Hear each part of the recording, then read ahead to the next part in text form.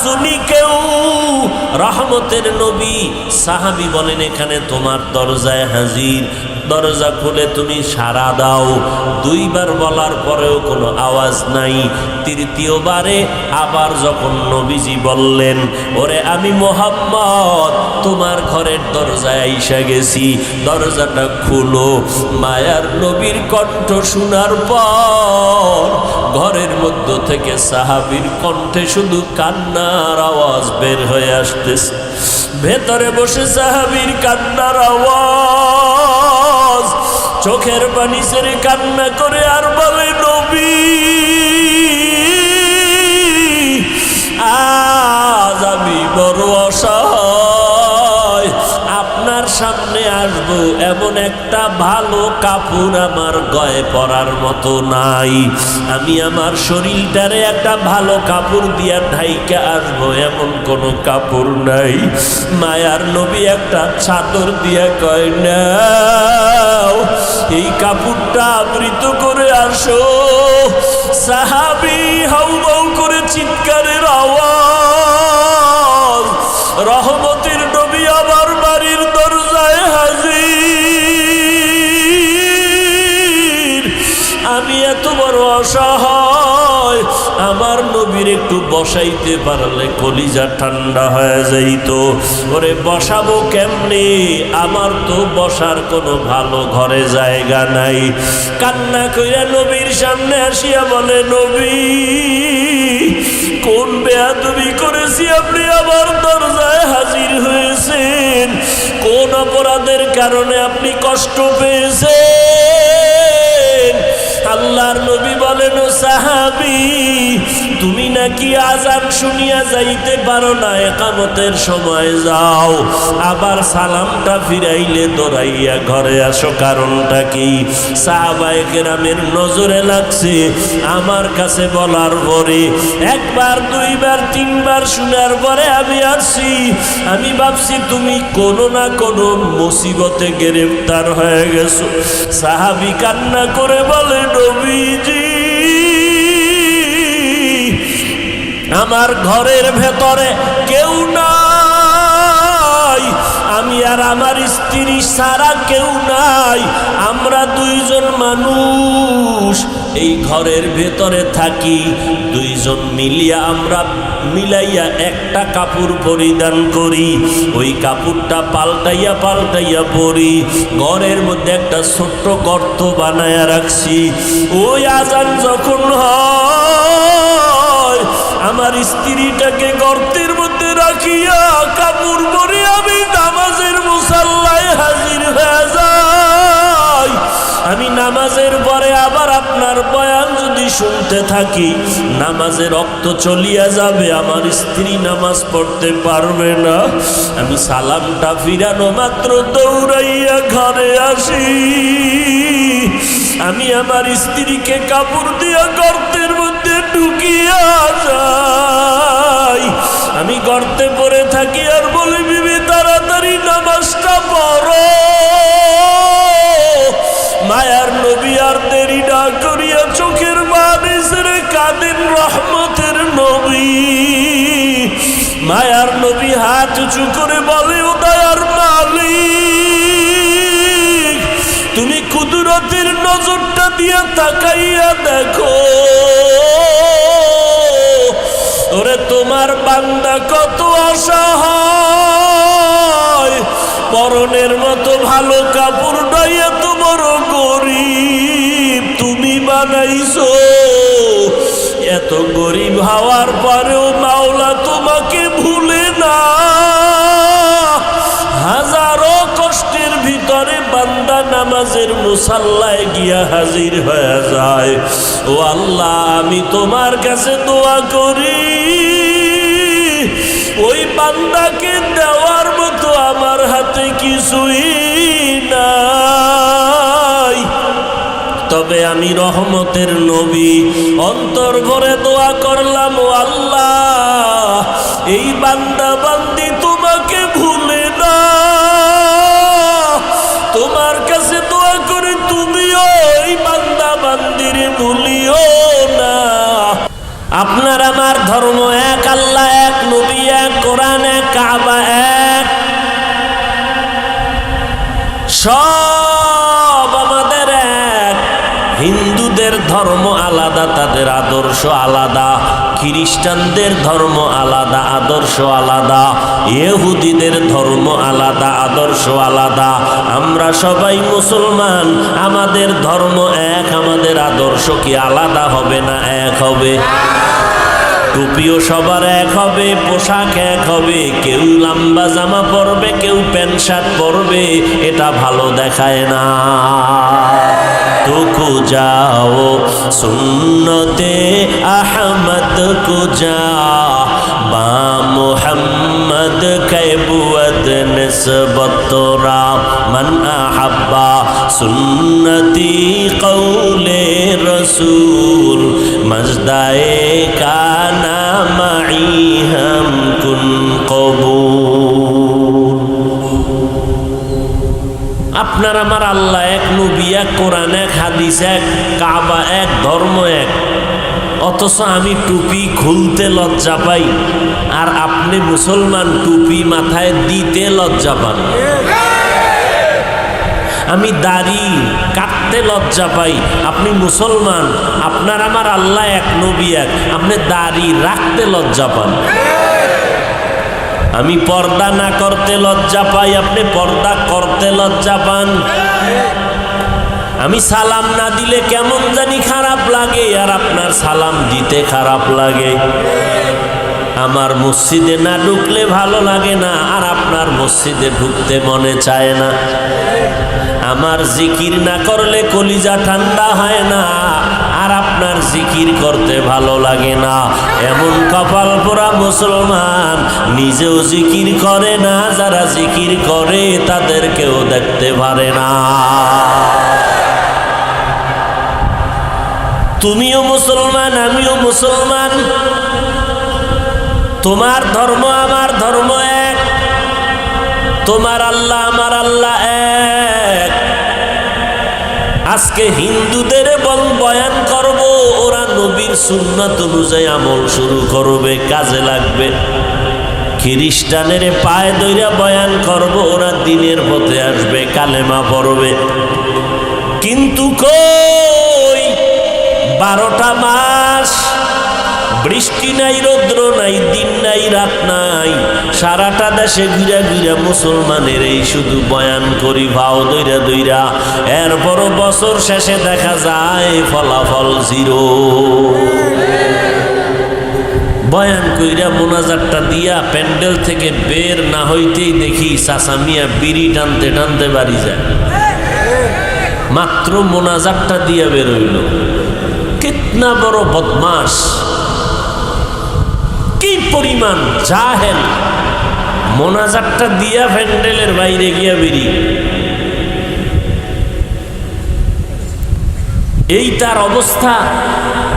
কি মোনাজাত দিল আর কি বয়ান শুনলো আল্লাহ ভালো জানে। এজন্য আল্লাহ বলেন ওয়াল আসরে, সূরাটা ভালো করে শুনো রে মুমিন। ইন্নাল ইনসানা লাফি খুসর, আল্লাহ কসম করে বলেন নিশ্চিত পৃথিবীর সব মানুষগুলো জাহান্নামে যাবে, কিন্তু 4 গুণওয়ালা মানুষ জান্নাতে যাবে। কয় গুণ? ভালো করে বুঝেন, ভালো করে খেয়াল করেন। 1 নাম্বার গুণ হলো ঈমান, দ্বিতীয় গুণ হলো নেক আমল। এই 2টা গুণ হলো আল্লাহর হক। ঈমান আর নেক আমল কার হক? যারা ঈমান আনছেন, নেক আমল করতেছেন, আপনারা মাত্র আল্লাহর হক আদায় করার পথে আছেন। আল্লাহর হক আদায় করে ফেলেছেন বলা যাবে না। তারপরেও যদি লাইনে থাকেন, ত্রুটি থাকলেও আল্লাহর হক আল্লাহ মাফ করে দিবেন। কিন্তু বাকি আরো 2টা গুণ আছে, এটা বান্দার হক। ওই হক যদি আদায় না করেন, তাহলে বান্দা ক্ষমা না পর্যন্ত আল্লাহ ক্ষমা করবেন না। ভালো করে খেয়াল করেন। যারা মোটামুটি একটু জিকির আজকার করেন, টুপি পরেন, নামাজ পড়েন, মনে মনে ভাবতেছেন জান্নাত রিজার্ভ হয়ে গেছে। অল আসরে সূরাটার ব্যাখ্যাটা শুনে নেন, টের পাইবেন জান্নাত কত দূর। সব মানুষ জাহান্নামে যাবে, 4 গুণওয়ালারা জান্নাতে যাবে। এর মধ্যে প্রথম 2টা গুণের হক আল্লাহর। 1 ঈমান আনো, 2 নেক আমল করো। এই 2টা গুণ অর্জন করছেন, ঈমানও আনছেন। আমানতু বিল্লাহি ওয়া মালাইকাতিহি ওয়া কুতুবিহি ওয়া রুসুলিহি ওয়াল ইয়াউমিল আখির ওয়াল কদরি খাইরিহি ওয়া শাররিহি মিনাল্লাহি তাআলা ওয়াল বা'সি বা'দাল মাউত। আল্লাহ মানেন, নবী মানেন, জান্নাত মানেন, জাহান্নাম মানেন, কোরআন মানেন, সব মানেন। সেই অনুযায়ী নামাজ পড়েন, পর্দা করেন, হালাল খান, জিকির আজকার করেন, মসজিদে নামাজ পড়েন। মাত্র 2টা গুণ আদায় হইল আল্লাহর হক। আল্লাহর কোরআন ওয়াল আসরে সূরায় বলে মাত্র 2টা গুণ আদায় করলে জান্নাত হবে না, আরো 2টা গুণ আছে বান্দার হক। বলে কি? ঈমান আমলের দাওয়াত অন্যকে দাও। 4 নাম্বার গুণ হলো যারা ঈমান আমলের বিরোধিতা করে তাদের বাধা দাও। ঈমান আনছেন, নেক আমল করেন, এখন এই দাওয়াতটা অন্যরে দিছেন কিনা, অন্য বলতে আবার কে, এটাও বুঝতে হবে। দাওয়াতটা দেবেন কোন সিস্টেমে তাও বুঝতে হবে। কি একজন পীর সাহেবের কানের উপর একটা থাপ্পড় দিয়ে যদি কেউ পীর সাহেব জিকির টিকির করেননি ঠিক মতো, এইভাবে খবর নেওয়া যায় আছে নি? প্রত্যেকটা জিনিসের আদব আছে না নাই? আছে। আবার যারা ঈমান আমলের বিরোধিতা করে তাদের প্রতিবাদ করবেন, বাধা দিবেন। বাধাটা কেমনে দিবেন? বাজারের মধ্যে গিয়া কলারটা ধইরা ফেলাইবেন। কিও তুমি নামাজ পড়ো না কেন, দাড়ি রাখো না কেন? এইভাবে না নিয়ম আছে? নিয়ম আছে। নবীজি মাত্র 23 বছরে গোটা পৃথিবীটাকে আলোকিত করে ফেলছেন আপনার আমার মতো বদমেজাজের কারণে? নবীজির উত্তম ব্যবহার ছিল বড় বুঝি। নবীজির ব্যবহারেই বিধর্মীরা নবীর কথা শুনে আকৃষ্ট হয়ে যেত, যে এই লোকটারে এত গালি দিই কোনো জবাব দেয় না, এই লোকটার এত বিরোধিতা করে কিছুই বলে না।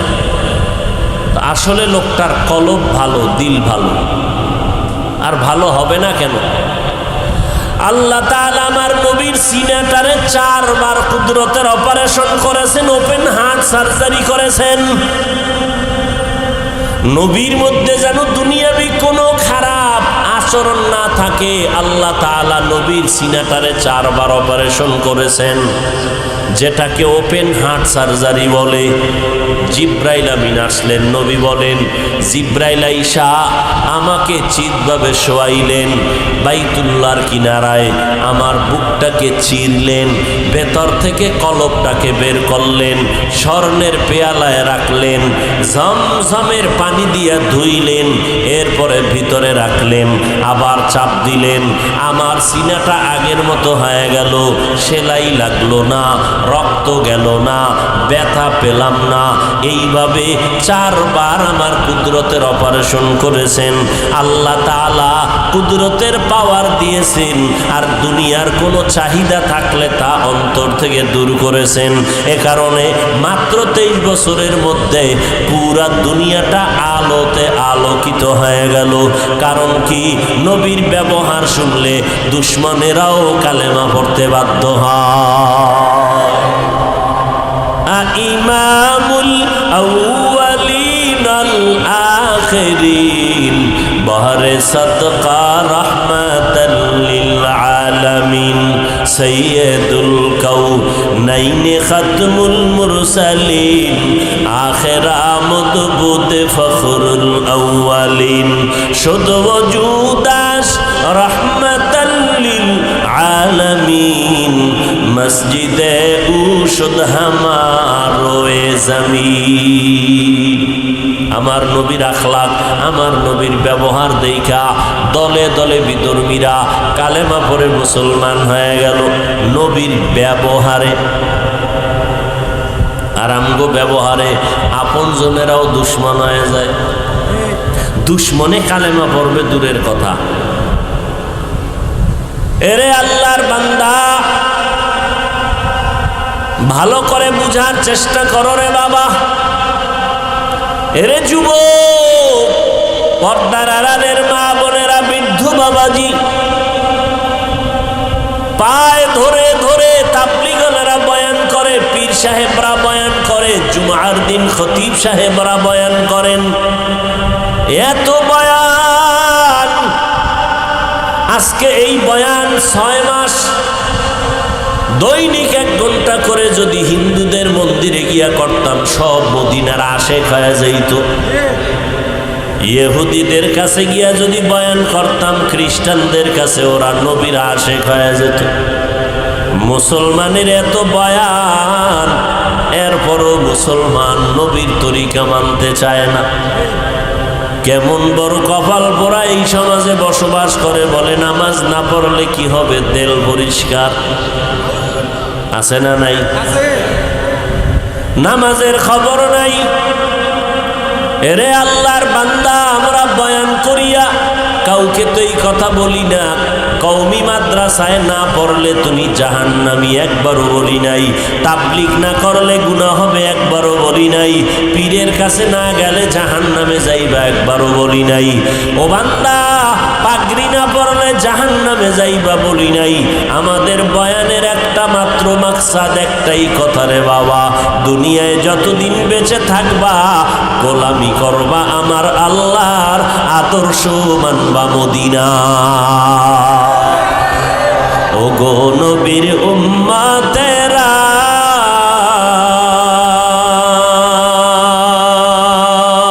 হয়ে আজি দিশাহারা, কোরআন হাদিসের চলো যখন যাহা চায় মনে, নবী বিনে কে তারাবে ফুলসিরাত মিজানে, নবী বিনে কে তারাবে ফুলসিরাত মিজানে। নবীর সুপারিশ ছাড়া জান্নাত পাওয়া যাবে? নবী সুপারিশ করবেন, নবীর সুন্নতের আমলওয়ালা যারা তাদেরকে। এরে নবীর উম্মত, এত বয়ানের পর একটু কি আপনার মনের মধ্যে দাগ কাটে না? কয়দিন আর দুনিয়ায় বাহাদুরি করো? এই চোখের সামনে কত যুবকের লাশ, মহামারী করোনায় কত প্রাণ চলে গেল, কত বড় বড় বাহাদুরেরা মাথা নত করে ফেলল, কত চাকরিজীবীর চাকরি নাই, কত ব্যবসায়ীর ব্যবসা বন্ধ হয়ে গেল। কিন্তু যারা কোরআনের ময়দানে আছে, একটা মাদ্রাসাও করোনায় বন্ধ হয় নাই।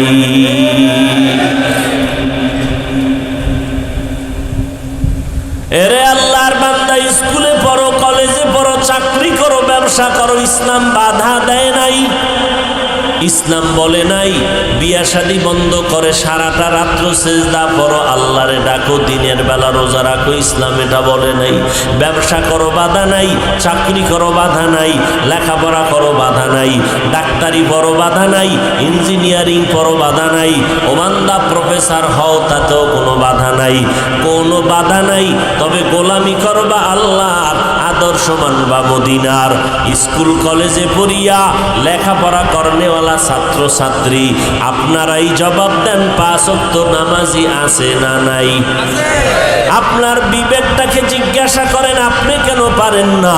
ও যুবক, তোমার মতো যুবক সন্তান তাকাইয়া দেখো, এবার পুলিশ বিডিআরের চাকরি করে, 1 ওয়াক্ত নামাজও বাদ দেয় না।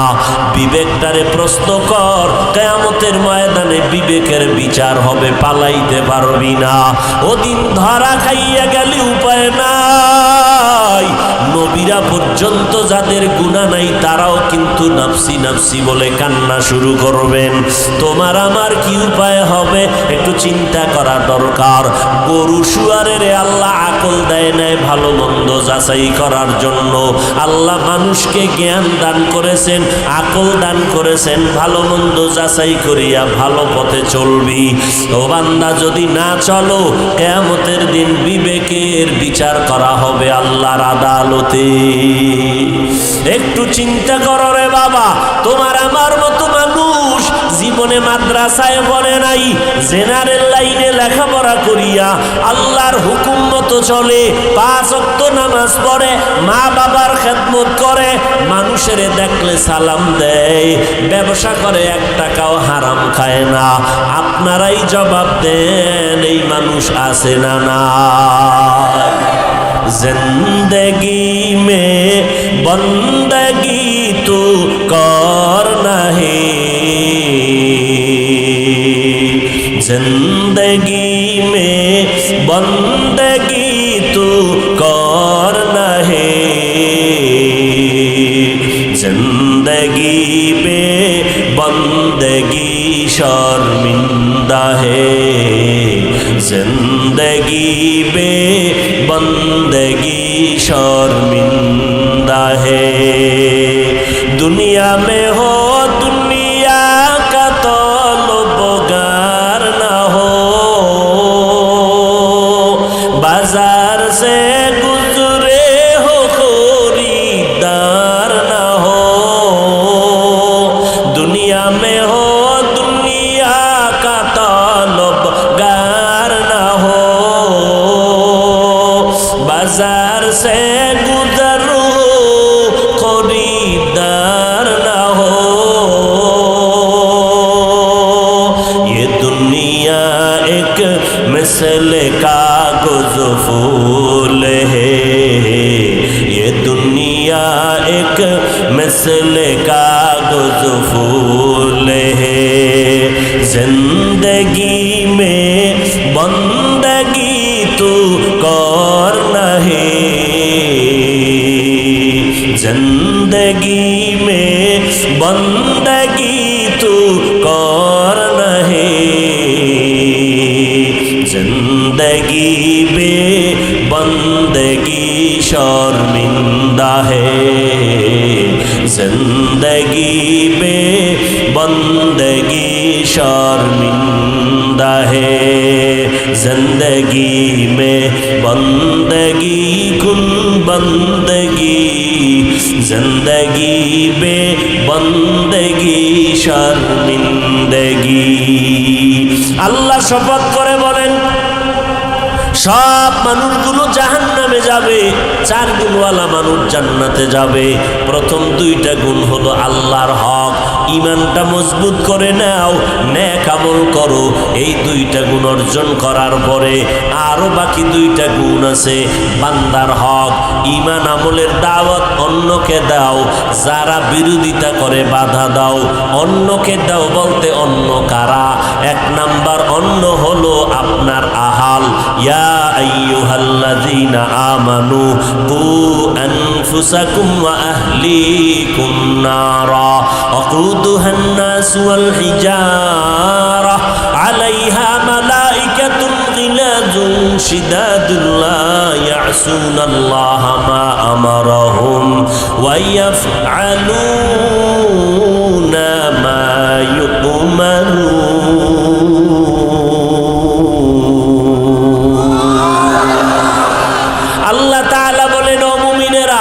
জাহান্নামের আগুন থেকে নিজেকে বাঁচাও, আহালকে বাঁচাও।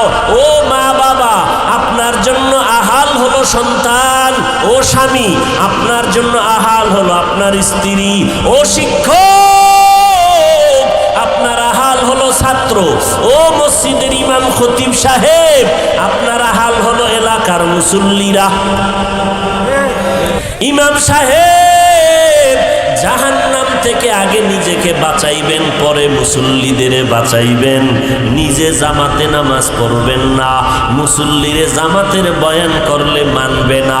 নিজে হালালভাবে চলবেন না, পর্দা করবেন না, মুসল্লিদের পর্দার বয়ান করলে আমল হবে না। ইয়া আইয়ুহাল্লাযীনা আমানু লিমা তাকুলুনা মা লা তাফআলুন। ও মুমিনেরা, নিজের মধ্যে যে আমল নাই এই বয়ান অন্যকে দিও না, দিলেও উম্মতে উম্মতের মধ্যে কোনো আসর হবে না।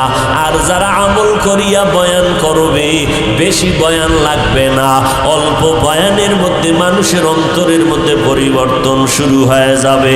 আগের আল্লাহওয়ালারা বেশি বয়ান করতেন না, অল্প সময় মাত্র 20 মিনিট, 30 মিনিট, 40 মিনিট বয়ান করতেন, তাও বেশি রাত্র না, 10টার মধ্যে বয়ান শেষ।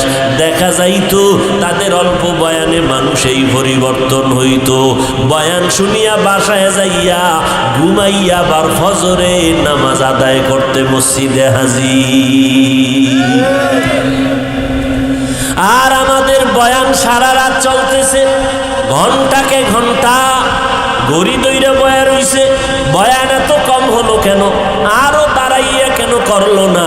অথচ ফজরের নামাজ পড়ে নাই, সোরার ঘরের সোরা, জহুরের নামাজ পড়ে নাই, আসরের নামাজ পড়ে নাই, মাগরিবের নামাজ পড়ে নাই, এশার নামাজ পড়ে নাই। মোনাজাতের পর বাসায় গিয়া ঘুমাইবে না, গজবের মোবাইলটা নিয়ে তাকাইয়া রাত্র কাটাবে। ফজরের আগে মোবাইল বন্ধ করিয়া ঘুমাবে, ফজরের নামাজ পড়বে না। একটুখানি নেকের তরে রোজ হাসরের মাঠেতে বাবা ঘুরবে ছেলের পিছে, ছেলে বাবার আগেতে। আহাতে মন কঠিন দিনেতে নামাজ তোমায় ভুলবে না, ঠিক মতো পড়িলে নামাজ জান্নাত তোমার ঠিকানা। ঘুমের চেয়ে নামাজ ভালো, আর তুমি ঘুমাইও না, ঠিক মতো পড়িলে নামাজ জান্নাত তোমার ঠিকানা।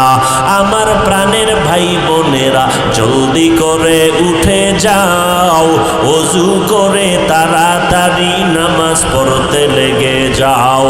আহা নবী বেনামাজির শাফাআত করিবেন না, ঠিক মতো পড়িলে নামাজ জান্নাত তোমার ঠিকানা। ঘুমের চেয়ে নামাজ ভালো, আর তুমি ঘুমাইও না, ঠিক মতো পড়িলে নামাজ জান্নাত তোমার ঠিকানা। নামাজ লাগবে নি? কয় ওয়াক্ত? সপ্তাহে একদিন না প্রতিদিন? মাঝে মাঝে নামাজ ছেড়ে দিলে কোনো সমস্যা হবে?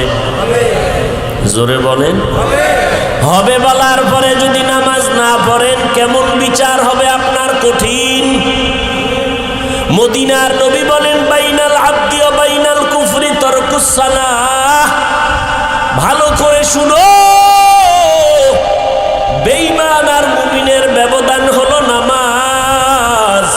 মদিনার নবী বলেন, বেঈমানেরা নামাজ পড়ে না, মুমিনেরা নামাজ ছাড়ে না। আমার নবী এত কষ্ট, অসুস্থ হয়ে গেছেন, তারপরও নামাজ বন্ধ করেন নাই। এরে নবীর উম্মতের দল, পেটে খানা নাই, এরপরও আমার নবী মোহাব্বতে আল্লাহর রাস্তা থেকে দূরে যায় না। নবীর সোহবত পাইয়া সাহাবায়ে কেরামরাও নামাজ ছাড়ে না। আল্লাহর নবীর একজন গরিব সাহাবী, এত গরিব, ঘরের চুলায় আগুন জ্বলে না, আরামায়েশ করার কোনো কায়দা নাই। নামাজের আজান যখন হয়, সমস্ত সাহাবায়ে কেরাম আজানের আগে এসে মসজিদে হাজির। আমার নবী আসবেন, ইমামতি করবেন, নামাজ পড়াবেন, আমরা নামাজ পড়ব। নবী আসেন, ইমামতি করেন, নামাজ পড়া সবাই বসে। নবী বয়ান করেন, মাসআলার বয়ান করেন, খবর নিতে থাকেন। সাহাবায়ে কেরাম নবীর কাছে বৈশা সময় কাটান, কিন্তু একজন সাহাবী আজানের আগেও আসে না, আজানের পরপরও আসে না। যখন জামাত দাঁড়াইয়া যায়, একামত চলে, তখন আইসা জামাতে দাঁড়ায়। সালামটা ফিরাইলেই সাহাবায়ে কেরাম সবাই নবীর বয়ান শুনতে বসে। ওই সাহাবী বসেন না, আবার দৌড়াইয়া ঘরের মধ্যে চলে যায়। কয়েকজন সাহাবাদের নজরে পড়ে গেল, কথাটা নবীর কান মোবারকে দিলেন। নবী একবার শুনলে কোনো অজুহাত জবাব দিতেন না, এক কথা 3 বার শোনার পরে নবী জবাব দিতেন। সাহাবায়ে কেরাম বললেন, নবী আমরা আজানের আগে আসি, বয়ান শুনিয়া তারপরে যাই, কিন্তু অমুক সাহাবী আজানের আগেও আসে না, পরপরও আসে না, একামতের টাইমে আসে, আবার সালাম ফিরাইলে দৌড়াইয়া বাসায় চলে যায়। নবী শুনলেন, কোনো জবাব দিলেন না। কিছুদিন পরে আবার একই অভিযোগ নবীর কাছে দেওয়া হলো। নবী আজও কোনো কথা বললেন না। এইভাবে আর একবার, কয়বার হলো? সাহাবায়ে কেরাম নবীর কাছে যখন বলল, 3 বার হয়ে গেল। নবী বলেন, চলো ওই সাহাবীর বাসায় চলো, হয়তো কোনো সমস্যার মধ্যে পড়ে আছে, না হয়তো আযানের আগ মুহূর্তে আসার কথা, একামতের সময় আসেন কেন, কোনো সমস্যা আছে। এবার নবী বলেন, চলো আমরা যাই ওই সাহাবীর খবর নিতে। রহমতের নবী বাড়ির দরজায় হাজির। আর আমরা সভাপতি, মুসল্লি আসলো না কেন, সমস্যাটা কি, খবর নাও। আমি যেতে পারবো না। ওরে আল্লাহর বান্দা, নবীর আদর্শ দেখে দেখে কত বেঈমানরা কালেমা পড়ছে। আমার নবীর ব্যবহার এত সুন্দর, আমার নবীর ব্যবহারে দুশমন পর্যন্ত কালেমাওয়ালা মুসলমান হয়ে গেল। নবী সুন্দর ব্যবহার উম্মতের উপহার দিয়ে গেলেন। ব্যবহারের মধ্যে প্রথম হলো সালাম দাও। এটা উত্তম ব্যবহারের প্রথম সিঁড়ি। ও স্বামী স্ত্রীকে সালাম দাও। স্বামী স্ত্রীরে সালাম দিতে শরম লাগে, শালিরে দিতে শরম লাগে না, বেআইনেরে দিতে শরম লাগে না, বেগানারে সালাম দেওয়া জায়েজ নাই। যারে বিয়া করতে পারবেন তারে বিয়ার আগে সালাম দেওয়া নিষেধ। মহিলারাও বেগানা পুরুষের সালাম দিতে পারবে না, বেগানা পুরুষেরাও বেগানা নারীকে সালাম দিবে না। বেগানা কেউ সালাম দিলে জবাবও দেওয়া যাবে না। মহিলাদের কণ্ঠের আওয়াজ, এটাও আকর্ষণীয়। এই আওয়াজকে কেন্দ্র করে মানুষ গুনাহের মধ্যে লিপ্ত হতে পারে, সালামে মোহব্বত বাড়ে। এই জন্য স্ত্রী স্বামীকে সালাম দাও, স্বামী স্ত্রীকে সালাম দাও, তাহলে মোহব্বত বাড়বে। আমরা যেখানে মোহব্বত বাড়া দরকার সেখানে সালাম দেই না, যেখানে নিষেধ সেখানে বারবার সালাম। ভাইরা আমার, নবীজি এবার সাহাবীর বাড়ির দরজায় হাজির হয়ে গেলেন। সালাম দিলেন, আসসালামু আলাইকুম ইয়া আহলাল বাইত। বাড়ির মধ্যে ঢুকার আগে সালাম দিও, নবীর সুন্নত। সালাম দিয়ে আগে অনুমতি নাও, নাকি দরজা খুলে অনুমতি? যাই এই দরজাটা খুলে ফেলাইছে, সালাম টালাম নাই। না, স্বামী তুমি ঘরে ঢুকবা, আগে সালাম দাও। স্ত্রী তোমার জন্য রেডি হয়ে আসবে, দেখলে যেন সালাম দিয়া ভালো লাগে, ভালো লাগার মতো অবস্থা তৈরি হবে। ঘরের মধ্যে যে থাকবে সালাম দাও, ফেরেশতারা থাকুক জিনেরা থাকুক, জোরে সালাম দিও। এটা নবীর সুন্নত। আজকে থেকেই সুন্নতটা জারি করবেন। ঘরে ঢুকলেই জোরে সালাম দিবেন, আসসালামু আলাইকুম ইয়া আহলাল বাইত। ও ঘরওয়ালারা, তোমাদের উপরে শান্তি বর্ষিত হোক। স্ত্রী থাক, সন্তান থাক, কেউ না থাক, সালাম দিতে হবে আগে। কি রাজি আছি ইনশাআল্লাহ? সালাম। ঘরওয়ালারা অনুমতি দিলে দরজা খুলবেন, সালাম দিয়া অনুমতি নাও। মায়ার নবী সালাম থেকে কোনো আওয়াজ নাই। সাহাবায়ে কেরাম চুপ হয়ে আছেন, বেয়াদবি জানি না হয়। নবী আবার সালাম দিলেন, আসসালামু আলাইকুম ইয়া আহলাল বাইত। ও ঘরওয়ালারা, আসুনি কেউ? রহমতের নবী সাহাবী বলেন, এখানে তোমার দরজায় হাজির। দরজা খুলে তুমি সাড়া দাও। 2 বার বলার পরেও কোনো আওয়াজ নাই। তৃতীয়বারে আবার যখন নবীজি বললেন, ওরে আমি মুহাম্মদ তোমার ঘরের দরজায় আইসা গেছি, দরজাটা খুলো। মায়ার নবীর কণ্ঠ শোনার পর ঘরের মধ্য থেকে সাহাবীর কণ্ঠে শুধু কান্নার আওয়াজ বের হয়ে আসতেছে। ভেতরে বসে সাহাবীর কান্নার আওয়াজ। চোখের পানি ছেড়ে কান্না করে আর বলে, নবী আজ আমি বড় অসহায়, আপনার সামনে আসবো এমন একটা ভালো কাপড় আমার গায়ে পরার মতো নাই, আমি আমার শরীরটারে একটা ভালো কাপড় দিয়া ঢাইকা আসবো এমন কোনো কাপড় নাই। মায়ার নবী একটা চাদর দিয়া কয়, নাও এই কাপড়টা আবৃত করে আসো। সাহাবী হাউমাউ করে চিৎকারের আওয়াজ, রহমতের নবী আমার বাড়ির দরজায় হাজির। আমি এত বড় অসহায়, আমার নবীর একটু বসাইতে পারলে কলিজা ঠান্ডা হয়ে যাইত। ওরে বসাবো কেমনে, আমার তো বসার কোনো ভালো ঘরে জায়গা নাই। কান্না কইরা নবীর সামনে আসিয়া বলে, নবী কোন বেয়াদবি করেছি আপনি আমার দরজায় হাজির হয়েছেন?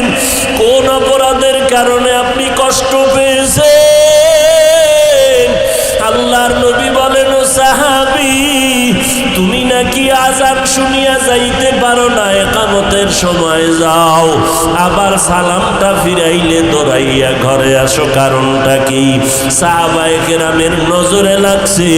আমার কাছে বলার পরে একবার দুইবার তিনবার শোনার পরে আমি আসছি, আমি ভাবছি তুমি কোনো না কোনো মুসিবতে গ্রেফতার হয়ে গেছো। সাহাবী কান্না করে বলে, নবীজি আমার ঘরের ভেতরে কেউ নাই, আমি আর আমার স্ত্রী ছাড়া কেউ নাই, আমরা দুইজন মানুষ এই ঘরের ভেতরে থাকি, দুইজন মিলিয়া আমরা মিলাইয়া একটা কাপড় পরিধান করি, ওই কাপড়টা পাল্টাইয়া পাল্টাইয়া পরি, ঘরের মধ্যে একটা ছোট্ট গর্ত বানায়া রাখছি। ওই আযান যখন হয় আমার স্ত্রীটাকে গর্তের মধ্যে রাখিয়া কাপড় পরে আমি নামাজের মুসাল্লায় হাজির হয়ে যাই। আমি নামাজের পরে আবার আপনার বয়ান যদি শুনতে থাকি, নামাজের রক্ত চলিয়া যাবে, আমার স্ত্রী নামাজ পড়তে পারবে না। আমি সালামটা ফিরানো মাত্র দৌড়াইয়া ঘরে আসি, আমি আমার স্ত্রীকে কাপড় দিয়া গর্তের মধ্যে ঢুকিয়া যাই। আমি গর্তে পড়ে থাকি আর বলি, বিবি তাড়াতাড়ি নামাজটা পড়ো। মায়ার নবী আর দেরি না করিয়া চোখের পানি ছেড়ে কাঁদেন রহমতের নবী। মায়ার নবী হাত উঁচু করে বলে, ও দয়ার মালিক, তুমি কুদরতের নজরটা দিয়ে তাকাইয়া দেখো, ওরে তোমার বান্দা কত অসহায়, পরনের মতো ভালো কাপড় নাই, এত বড় গরিব তুমি বানাইছো। এত গরিব হওয়ার পরেও মাওলা তোমাকে ভুলে না। হাজারো কষ্টের ভিতরে বান্দা নামাজের মুসাল্লায় গিয়া হাজির হয়ে যায়। ও আল্লাহ, আমি তোমার কাছে দোয়া করি, ওই বান্দাকে দেওয়ার মতো আমার হাতে কিছুই নাই। তবে আমি রহমতের নবী অন্তর ভরে দোয়া করলাম, ও আল্লাহ, এই বান্দা বান্দি তোমাকে ভুলে না। তোমার কাছে দোয়া করে তুমিও এই বান্দা বান্দিরে ভুলিও না। যেই দিন অন্ধকার কবরের বিছানায় শুইয়া পড়বে,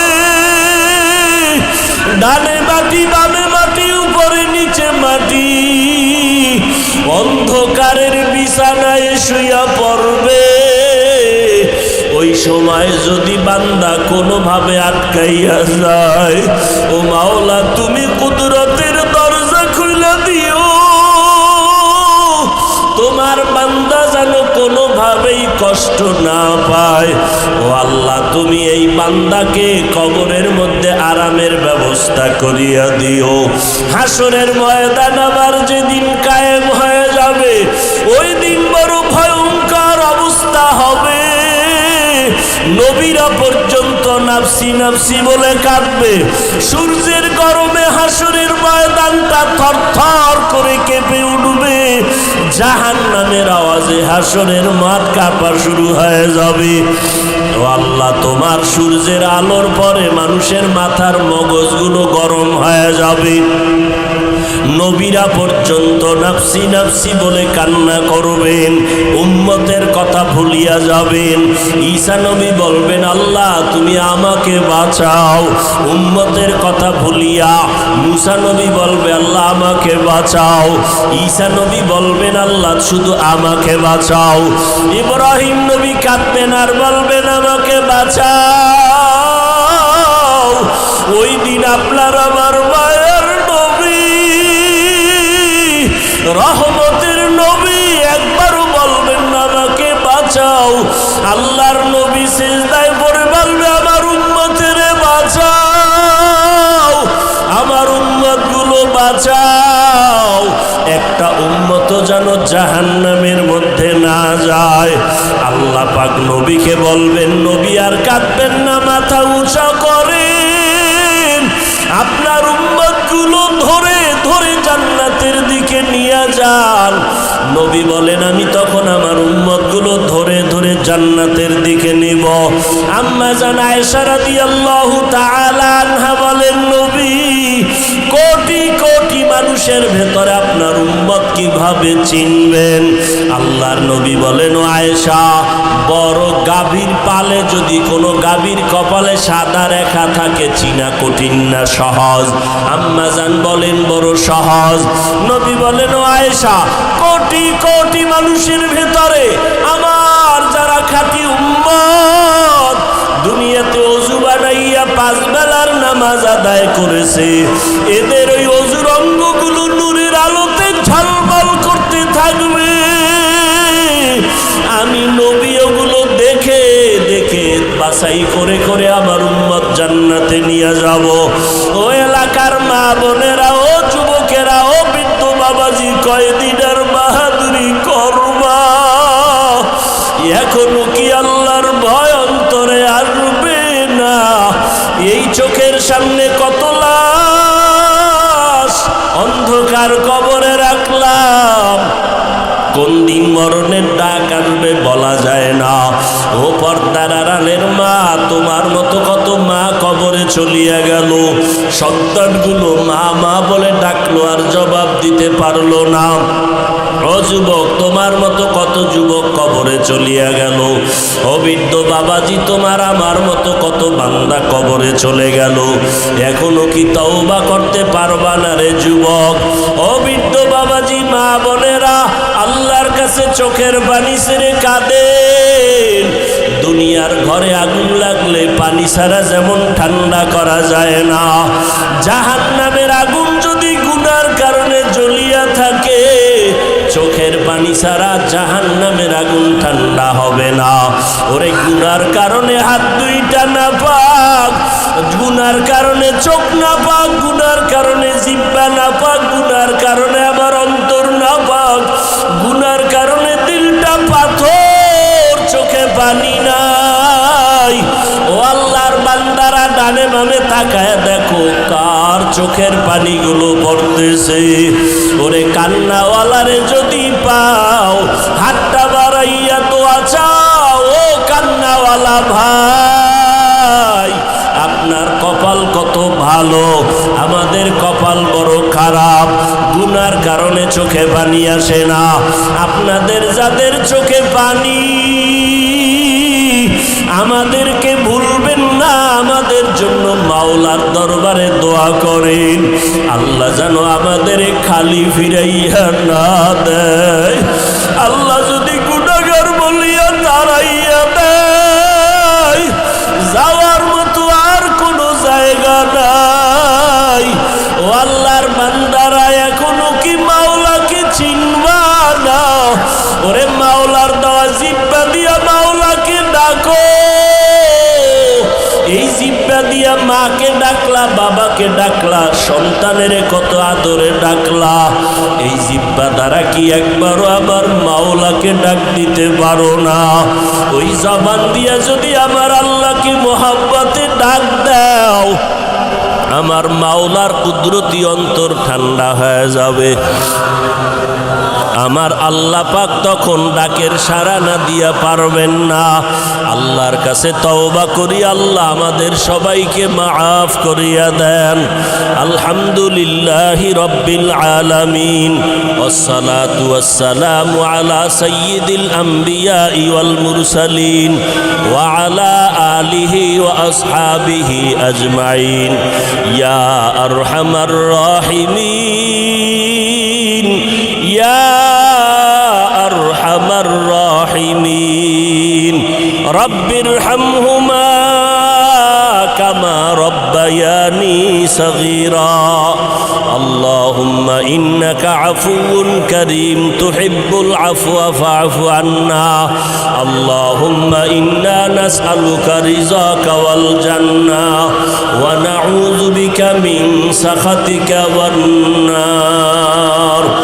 রব্বিরহামহুমা কামা রব্বায়ানি সগীরা। সকলেরই দরজা হইতে ফিরিয়া,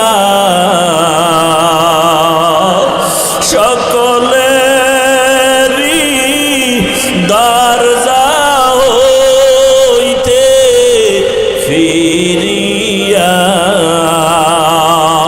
আপনারও দরজায় রইলাম পড়িয়া। আপনি যদি মাফ না করেন বান্দারে, আপনি যদি মাফ না করেন বান্দারে, বলে না আপনার বান্দা যাবে কার দ্বারে? তওবা করে আবার তওবা ভাঙ্গিলা, তওবা করে আবার তওবা ভাঙ্গিলাম। অবশেষে খাঁটি তওবা করিলাম, অবশেষে খাঁটি তওবা করিলাম। ও আল্লাহ, আমরা গুনার বোঝা নিয়ে আপনার দরজায় হাজির। আয় আল্লাহ, আপনার নিয়ামত খাইয়া বড় হইলাম, আপনার দেওয়া বাতাস, আপনার দেওয়া সূর্যের আলো, চাঁদের আলো, জমিনের ফসল, গাছের ফল খাইলাম, নদীর মাছ খাইলাম। আয় আল্লাহ, একবারও শুকরিয়া আদায় করতে পারি নাই, আপনার হুকুম মতো নামাজ পড়তে পারি না, যেইভাবে তালাওয়াতের দরকার পারি না, যেইভাবে সেজদা দিলে খুশি হবেন ওইভাবে পারি না। বরং শয়তানের ধোকায় পড়ে গুনাহ করে হাত নাপাক করেছি, গুনার কারণে জিহ্বা নাপাক করেছি, গুনার দ্বারা চোখ নাপাক করেছি। আয় আল্লাহ, তওবা করে আপনার দরজায় আসছি, আর গুনাহ করব না রে আল্লাহ। গুনাহগার বলিয়া ফিরাইয়া দিয়েন না। কত উলামায়ে কেরামরা হাত তুলেছেন, কত মুরব্বীরা হাত তুলেছেন, যুবক ছাত্র ভাই, পর্দার আড়ালের মা বোনেরা, ব্যবসায়ী চাকরিজীবীরা, কারো হাত খালি ফিরাইয়া দিয়েন না। মেহেরবানি করে সবার জীবনের গুনাহগুলো মাফ করিয়া দেন। আয় আল্লাহ, মাহফিল কবুল করিয়া নেন। আয় আল্লাহ, মাদ্রাসা কবুল করে নেন। আয়োজনকারী সহযোগিতাকারীদের কবুল করে নেন। দিলের নেক আশা ঘুরাইয়া দেন। মা বোনদের আবেদা পর্দা পর্দানিশী বানায় দেন, সন্তানগুলো নেককার বানায় দেন, সারা দুনিয়াবাসীকে মাফ করে দেন, বাংলাদেশ শান্তির দেশ বানায় দেন। আয় আল্লাহ প্রশাসনিকভাবে যারা কাজ করে দিনদার বানায় দেন। আয় আল্লাহ জনপ্রতিনিধির দায়িত্ব যারা পালন করে দিনদার বানায় দেন। আয় আল্লাহ পাঁচ ওয়াক্ত নামাজি আমাদের বানায় দেন, যুবকদের কোরআন পড়নেওয়ালা বানায় দেন, মোবাইলের গুনাহের থেকে হেফাজত করেন। আয় আল্লাহ ঘরে ঘরে সুন্নাতের আমল জারি করে দেন, নবীজির রওজায় গিয়া সালাম দেওয়ার তৌফিক দান করেন, বাইতুল্লাহর গিলাফ ধরিয়া লাব্বাইক বলার তৌফিক দান করেন। আয় আল্লাহ নবীজিকে ঘুমের ঘরে দেখাইয়া দেন, যেই নবীর না দেখিয়া টুপি পরলাম, দাড়ি রাখলাম, লম্বা জামা পরলাম। কত মানুষ টুপিওয়ালা বলে গালি দেয়, তারপরও টুপি ফালাই না, দাড়িওয়ালা বলে গালি দেয়, তারপরও দাড়ি ফালাই না। নবীজির আদর্শ সুন্নাত এত সুন্দর, না জানি আমার নবীজি কত সুন্দর। নবীরে ঘুমের ঘরে দেখায়া দেন আল্লাহ। আয় আল্লাহ নবীর রওজায় গিয়া সালামের তৌফিক দান করেন, অভাবীদের অভাব দূর করে দেন। আয় আল্লাহ গুনাহের প্রতি ঘৃণা জমায়া দেন, নেক আমলের আগ্রহ বাড়ায় দেন। আমরা যারা হাত তুলেছি জানি না কার মা নাই, বাবা নাই, অন্ধকার কবর থেকে দোয়া চায়। ও সন্তানেরা, ওই মা বাবার চেহারাটাও কি মনে পড়ে না? আয় আল্লাহ জানি না ময়দানে কারা ইয়তীম, কারা মা হারা, বাবা হারা, এতিম অসহায়। আয় আল্লাহ সবার কবর জান্নাতের বাগান বানায় দেন। আয় আল্লাহ যারা বেঁচে আছেন হায়াত বাড়ায় দেন। আয় আল্লাহ আমাদের ভিতরে যারা অসুস্থ, কুদরতের হাতে সুস্থ বানায় দেন, সুস্থতার নেয়ামত বাড়ায় দেন। আপনার মতো বড় ডাক্তার কেউ না। আয় আল্লাহ কুদরতের দ্বারা সুস্থ নেয়ামত দান করেন। আওয়াজের ভিতরে কথায় রুহানিয়াতে স্পষ্টতা বাড়ায় দেন। আয় আল্লাহ উম্মতের অন্তরে মোহাব্বত বাড়ায় দেন, ইলম হিকমত আমলে বরকত বাড়ায় দেন। রিয়া হাসাদ কিবির এ দূর করে ইখলাস দান করেন।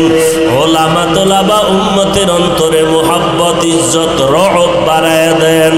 আয় আল্লাহ সারা দুনিয়ায় নিরাপদে খেদমতের জন্য কবুল করে নেন। আয় আল্লাহ দীর্ঘ নেক হায়াত দান করেন, দীর্ঘ নেক হায়াত দান করেন, দীর্ঘ নেক হায়াত দান করেন। আয় আল্লাহ আমাদের সবাইকে দিনের খাদেম বানায় দেন, মা বোনদের আবেদা বানায় দেন, প্রত্যেক ঘর সুন্নতের ঘর বানায় দেন, লেখাপড়া পরীক্ষার্থী যারা কামিয়াবি দান করেন। আয় আল্লাহ সমস্ত মসজিদ মাদ্রাসা কবুল করে নেন, গাইবি খাজানার থেকে যা প্রয়োজন ব্যবস্থা করে দেন। আয় আল্লাহ দিলের নেক আশা পূরণ করে দেন, চলার পথে ইজ্জতের সাথে হেফাজত করেন। আয় আল্লাহ মুখালিফের মুআফিক বানায় দেন, নারীদের ফিতনা থেকে হেফাজত করেন।